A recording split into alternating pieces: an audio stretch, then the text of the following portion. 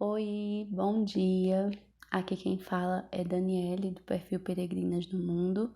Vamos continuar a nossa leitura do livro Feminilidade Radical, Fé Feminina em um Mundo Feminista. Lembrando que estamos no capítulo 5. Esse capítulo 5 será dividido em 4 partes. Estamos na segunda parte. Vou estar dando continuidade à leitura a partir do tema O Lar no Novo Testamento. Já peço que, se você ainda não é inscrita no canal, se inscreva, ative as notificações para você estar recebendo as nossas mensagens de que uma leitura nova está no canal. E também, se essa leitura tem sido útil para você, se tem sido abençoadora para a sua vida, que você esteja também deixando o seu joinha aí, curtindo, para que mais pessoas possam estar tendo acesso a esse conteúdo. Então, vamos seguir para a nossa leitura. O lar no Novo Testamento. No tempo em que Jesus andou pela Galileia, muito pouco havia sido mudado em relação à estrutura do lar. Com exceção dos ricos, os lares tinham mais ou menos o mesmo tamanho e ainda eram mobiliados de forma simples, embora fosse cada vez mais popular o uso do telhado para uma infinidade de propósitos, incluindo dormir durante o clima quente, secar frutas e linho e orar. Os pobres ainda dormiam em sacos de dormir, normalmente feitos de palha, e se sentavam no chão para comer. Mas nesse período, quase todas as classes sociais tinham alguma mobília: bancos, cadeiras, mesas baixas para refeição e camas com sarrafos ou cordas para sustentar os colchões. As classes mais altas se reclinavam em sofás durante a refeição, com suas cabeças sustentadas no cotovelo esquerdo, enquanto comiam com a mão direita. Seus pés ficavam voltados para o lado de fora da mesa, assim como foi descrito em Mateus 26, do 6 ao 13, quando uma mulher que se crer ter sido Maria ungiu os pés de Jesus enquanto ele jantava na casa dela. Na época do Novo Testamento, a Palestina se tornou mais urbanizada. As atividades comerciais se tornaram mais comuns, com ocupações manuais tais como alfaiates, sapateiros, construtores, cortadores de pedras, carpinteiros, padeiros, perfumistas, açougueiros, tecelões, oleiros, médicos, escribas e outros. Trabalhadores da mesma área costumavam viver próximos uns dos outros na cidade, como aliança rudimentares. Por ser parte do Império Romano, os negócios cresceram significativamente. Portanto, havia uma maior variedade de bens disponíveis para a dona de casa mediana no dia da feira, que tradicionalmente acontecia na sexta-feira, o dia antes do sabate. Visto ser o dia da Assembleia, a sexta-feira também era o dia para eventos públicos, tais como casamentos ou audiências públicas. Atividades semelhantes eram vistas nas casas das mulheres na Grécia e na Ásia Menor, à medida que a Igreja do Novo Testamento se expandia. As mulheres, assistidas pelos servos da casa, produziam fios de lã e faziam algumas tecelagens em casa. Até mesmo os produtores têxteis comerciais de então não faziam a maior parte da fiação e da tecelagem. Nas casas gregas, como em Corinto, as esposas supervisionavam a propriedade da casa, os servos, homens e mulheres, a cozinha, o cuidado com os doentes, a produção e bide de tecidos e a educação dos filhos. Em poucas palavras, a esposa controlava todas as atividades domésticas. Os cuidados domésticos. Esse é o pano de fundo cultural para várias passagens que encontramos nas Escrituras acerca do lar. Embora ele possa ter sido modesto em comparação aos mini-palácios dos anos modernos, o lar permaneceu importante nas Escrituras. De fato, no livro dos Salmos encontramos 2 versículos que falam especificamente das bênçãos do lar. Deus faz que o solitário more em família, tira os cativos para a prosperidade. Só os rebeldes habitam em terra estéril. Salmo 68, 6. Outra passagem está lá em Salmos 113, 9, que diz assim: Faz que a mulher estéril viva em família e seja alegre mãe de filhos. Aleluia. Uma forma pela qual Deus escolhe abençoar o povo é providenciando um lar, um refúgio em um mundo difícil e um lugar onde os relacionamentos podem crescer e ser frutíferos. E uma mulher estéril que está agora em seu lar para cuidar de seus filhos é um objeto digno de louvor, de acordo com a Bíblia, não um objeto de pena ou escárnio. Além disso, vemos que uma das últimas coisas que Jesus fez foi se certificar de que sua mãe fosse cuidada por João, seu discípulo. Depois disse ao discípulo: Eis aí tua mãe. Dessa hora em diante, o discípulo a tomou para casa. João 19, 27, ênfase acrescida. Aquele protótipo de sabedoria e virtude, a mulher de Provérbios 31, também exemplificou a sabedoria doméstica ao conduzir um lar que era uma bênção para todos ligados a ele. Os muitos versículos que elogiam suas atitudes são resumidos no verso 27. Atende ao bom andamento da sua casa e não come o pão da preguiça. Em contraste, a prostituta descrita anteriormente em Provérbios não cuida da sua casa. Eis que a mulher lhe sai ao encontro, com vestes de prostituta e astuta de coração. É apaixonada e inquieta, cujos pés não param em casa. Ora está nas ruas, ora nas praças, espreitando por todos os cantos. Provérbios 7, de 10 a 12. Esse contraste de virtude é a razão por que o apóstolo Paulo instrui as mulheres cristãs a não negligenciar seus lares. Tito 2, de 3 a 5 diz: Quanto às mulheres idosas, semelhantemente, que sejam sérias em seu proceder, não caluniadoras, não escravizadas a muito vinho, sejam mestras do bem, a fim de instruírem as jovens recém-casadas a amarem ao marido e a seus filhos, a serem sensatas, honestas, boas donas de casa, bondosas, sujeitas ao marido, para que a palavra de Deus não seja difamada. É fácil entender porque a sensatez, a gentileza, a honestidade são essenciais para a proteção da palavra de Deus, sem mencionar os afetuosos relacionamentos familiares. Porém, não é sempre evidente como o cuidado da casa pode ser significativo no panorama geral do Evangelho. O cuidado com a casa é simplesmente o conjunto de tarefas que mantenham a casa funcionando. Essas tarefas são, em última análise, a definição de uma boa dona de casa, assim como limpar arquivos eletrônicos, deletar e-mails, atender telefone e agendar reservas de viagem são a definição efetiva do trabalho de um escritório. Cada esfera tem suas tarefas repetitivas que contribuem para o objetivo maior, a produtividade.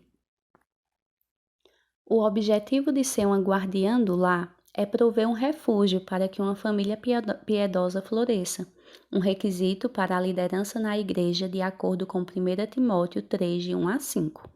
Oferecer hospitalidade para companheiros cristãos e não cristãos igualmente e prover um lugar para a igreja se encontrar. Embora a igreja primitiva se encontrasse primariamente em casas, ainda hoje nossos lares podem operar como uma extensão da reunião maior de domingo, quando nos ajuntamos em grupos pequenos ou estudos bíblicos. A hospitalidade permanece como um mandamento para todos os crentes ao longo dos tempos. Praticai a hospitalidade. Romanos 12, 13. No entanto, mesmo entre grandes números de cristãos hoje, o lar não é tão importante quanto já foi, nem é visto como um lugar de ministério e alcance de pessoas. Isso é resultado de uma colisão de tendências em meados do século XIX, que embaçou a domesticidade e levou ao virulento ataque do feminismo contra o lar. Maternidade republicana. As esferas altamente segregadas do lar e do local de trabalho são um desenvolvimento relativamente novo na história humana, um legado da Revolução Industrial do século XIX. A autora e professora Nancy Pearce diz que os modernos defensores da família não entenderão a reduzida importância do lar até que levem em consideração o fim da base econômica da família. Ela escreve: antes do século XIX, a vasta maioria das pessoas no mundo viviam em fazendas ou vilas de camponeses. O trabalho produtivo era feito na casa ou em suas construções anexas, seja para subsistência ou para venda. O trabalho não era feito por indivíduos, mas por famílias. Lojas, escritórios e oficinas eram localizados num cômodo frontal, com as áreas de convivência familiar no andar superior ou na parte de trás da casa. Os limites da casa eram fluidos e permeáveis. O mundo entrava continuamente na forma de clientes, colegas de negócios, fregueses e aprendizes. O que essa integração entre trabalho e vida significava para os relacionamentos familiares? Para esposo e esposa, ela significava que eles habitavam o mesmo universo, trabalhando lado a lado em uma empreitada comum, embora não necessariamente em tarefas idênticas. Para a mãe, o local de trabalho dentro de casa significava que ela era capaz de cuidar dos filhos enquanto ainda participava do sustento da família. O casamento nos tempos coloniais significava se tornar uma colega de trabalho do esposo e, se necessário, aprender novas habilidades em trabalho de açougue, manipulação de prata, impressão ou estofamento, quaisquer habilidades especiais que o trabalho do esposo requeresse. Claro, as mulheres também eram responsáveis pelas tarefas de casa, que requeriam uma ampla gama de aptidões: fiar lã e algodão, tecer, costurar as roupas da família, fazer jardinagem e preservar o alimento, preparar refeições sem ingredientes pré-processados, fazer sabão, botões, velas, remédios. As mães coloniais não precisaram começar um movimento feminista para exigir um papel no trabalho economicamente produtivo.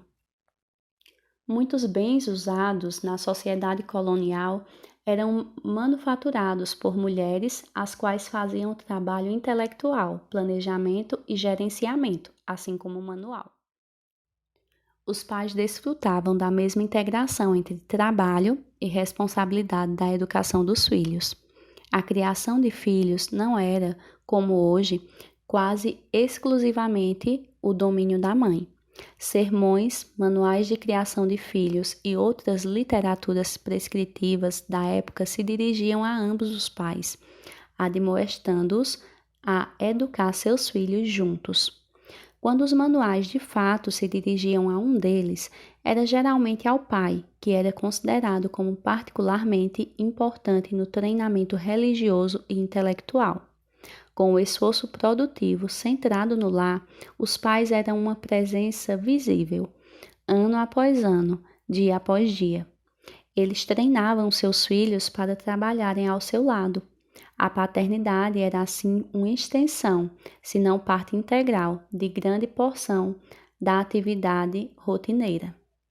A Revolução Industrial e a crescente urbanização de nossa nação alteraram drasticamente o que havia sido o status por séculos. No entanto, não foram apenas esses dois fatores que afetaram o lar. A formação desse novo experimento político chamado Estados Unidos da América também afetou profundamente o lar. De início, isso foi uma coisa boa, como diz a historiadora Glenna Matthews, a autora de Apenas uma Dona de Casa, a Ascensão e a Queda da Domesticidade, na América. Então, a autora traz aqui uma citação dessa historiadora que diz: talvez o fator mais importante para elevar o status do lar foi o papel que ele desempenhou no governo depois da Revolução Americana. De fato, o entrelaçamento do doméstico com o político começou mesmo antes da própria guerra, com o boicote das mercadorias britânicas, o que era igualmente visto por homens e mulheres como um conjunto de preocupações triviais, o tipo de tecido a ser usado na feitura de um traje, por exemplo, adquiriu uma relevância política totalmente nova. Os boicotes não teriam funcionado sem a cooperação de mulheres agindo a partir de suas próprias casas. E isso deu às mulheres um novo respeito próprio e um motivo para entrar em discussões políticas. Mas foi a preocupação comum sobre como melhor socializar os cidadãos depois da guerra que teve o maior impacto. Não havia precedentes para uma república na escala dos Estados Unidos. Muitas pessoas acreditavam que a nova nação requeriria o apoio de cidadãos especialmente voltados para o público. Se os cidadãos deveriam colocar um alto valor no interesse público, essa era uma lição que eles precisariam começar já na infância. Assim, o lar se tornou crucial para o sucesso da nação e as mulheres, cuja educação começou a ser levada muito mais a sério do que antes, ganharam o papel de mãe republicana. A ideologia da maternidade republicana foi uma razão importante para o crescimento acentuado dos índices de alfabetização entre as mulheres estadunidenses. Por volta de 1860, havia pequena diferença discernível entre a alfabetização de homens e de mulheres. O conceito da maternidade republicana também começou a extravasar da casa para a praça pública, à medida que as mulheres defenderam a ideia de que a preocupação pelo lar deveria se traduzir em preocupação pela cultura. As energias benéficas do lar começaram a transbordar para a sociedade à medida que as mulheres organizaram entidades benevolentes de combate ao alcoolismo, à escravidão e a outros males da época. Era o começo da era de ouro da domesticidade. Bem, queridas, vamos ficando por aqui para não ficar muito extenso. E alguns pontos importantes foram levantados, muito importantes, nesses 3 tópicos que podemos ler. Bem, um deles é o quanto o lar é um privilégio, né, para nós, ou seja, o lar é uma bênção. E tem até um trecho aqui que eu quis destacar em que a autora fala: e uma mulher estéril que está agora em seu lar para cuidar de seus filhos, é um objeto digno de louvor, de acordo com a Bíblia, não um objeto de pena ou escárnio. Ou seja, aqui a autora trouxe algumas referências bíblicas que nos dizem o quanto lá é um privilégio, o quanto é uma bênção.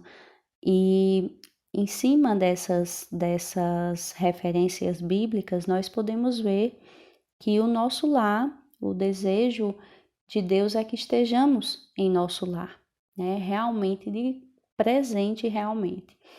Bem, então ela nos diz, né, que a mulher estéril, ela tem essa oportunidade. Antes, a mulher que não tinha filho, passa a ter filho, é agraciada por Deus e tem essa oportunidade de estar vivendo em um lar e trazendo para a nossa sociedade.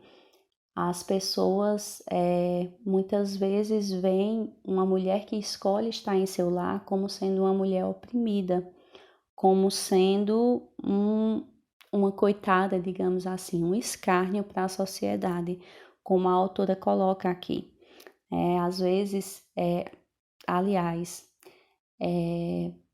quase sempre, a mulher bem-sucedida, aos olhos da sociedade, é aquela mulher que está sendo bem-sucedida no seu trabalho fora do lar, né? Enquanto a gente sabe que não adianta sermos bem-sucedidas fora dos nossos lares, se no ministério que Deus nos concedeu, que é o nosso lar, nós não tenhamos sucesso, né? Então, às vezes as mulheres estão nessa busca frenética por concluir uma carreira, por se aperfeiçoar na sua carreira e acabam negligenciando os seus lares ou até mesmo retardando o início de uma família, de ter filhos, por conta desse desejo de ser bem-sucedida, entre aspas, aos olhos da sociedade, né?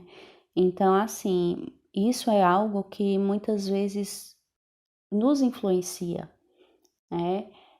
Muitas vezes a gente faz um trabalho dentro da nossa casa que nós sabemos que não são todas as pessoas que estão vendo, então nós somos tentadas a pensar que nós não estamos tendo reconhecimento, quando na verdade esse trabalho ele é importantíssimo e nós estamos trabalhando com vidas, né, vidas que nós precisamos com todas as nossas forças nos esforçar para que sejam vidas que sejam dedicadas ao Senhor. Então nós estamos trabalhando por algo eterno e às vezes nós temos a tendência de pensar que esse trabalho não é tão importante. Por quê? Porque não existe o reconhecimento da sociedade. Então, não deixemos nos enganar. O reconhecimento da sociedade não vale de nada se não tivermos sucesso no nosso lar. Então, primeiro o nosso lar, primeiro o trabalhar no nosso lar, na nossa casa. E eu falo isso, minhas queridas, eu falo isso para mim. Eu não falo isso pensando em ninguém, eu falo isso pensando em mim, porque essa é uma dificuldade minha também, né? Nós somos muitas vezes tentadas a não ver como um trabalho importante o trabalho que nós fazemos no nosso lar. E a pressão é muito grande sobre as nossas vidas da sociedade, pois a sociedade quer desmerecer esse trabalho que é feito no lar. Tá? Então foi um ponto muito bom que a autora levantou. E teve outro ponto também que eu achei muito bom, que foi falando sobre o que é ser uma boa dona de casa. Às vezes a gente pode tem a tendência, né, de pensar que ser uma boa dona de casa é dar conta de tudo, é manter os ambientes organizados e limpos, né, impecáveis, digamos assim, enquanto não é isso. Não é isso. A autora nos diz aqui que o cuidado com a casa é simplesmente o conjunto de tarefas que mantém uma casa funcionando. Na verdade, quando nós somos escravas da limpeza do nosso lar e da organização, nós estamos pecando, porque nós só devemos ser escravas de Cristo, né? Então, quando qualquer outra coisa nos escraviza, nós estamos pecando, tá? Então, assim, o que é ser uma boa dona de casa? É dar conta de tudo? Não. Ser uma boa dona de casa é conseguir, né, organizar um conjunto de coisas que façam a casa simplesmente funcionar, né? Não precisa brilhar, a casa não precisa estar impecável, a casa não precisa estar brilhando, ela precisa funcionar, de forma que todas as pessoas que estão ali naquele ambiente consigam ter uma vida produtiva, inclusive a mulher. E o que é essa vida produtiva? Uma vida é tempo para você dedicar a coisas importantes, né? Como, por exemplo, estar com seus filhos, como, por exemplo, estar com seu esposo, como, por exemplo, e principalmente estar com Deus, né? Então, isso é ser uma boa dona de casa. Foi um ponto que me chamou bastante a atenção. Então, não é dar conta de tudo, não é ser perfeita, é simplesmente tornar um ambiente agradável para que a família possa conviver ali da melhor forma possível. Então, se teve alguma parte, né, desses tópicos que foram lidos que chamou a sua atenção, eu te convido também a deixar aqui nos comentários, me contar a reflexão que você conseguiu fazer. Você compartilha com a gente e refletimos juntas e que seja para a nossa edificação. Que Deus abençoe. Os próximos pontos eu vou estar falando aqui para vocês, os próximos tópicos, e se Deus quiser, estarei trazendo na próxima semana. Os próximos tópicos serão a Era de Ouro da Domesticidade, o darwinismo social e a economia do lar e o marketing para a senhora consumidora. São tópicos bem interessantes, então convido você a estar comigo na próxima leitura. Que Deus abençoe grandemente, foi maravilhoso esse tempo, de estar refletindo, de estar lendo, meditando em princípios da palavra de Deus. Um abraço.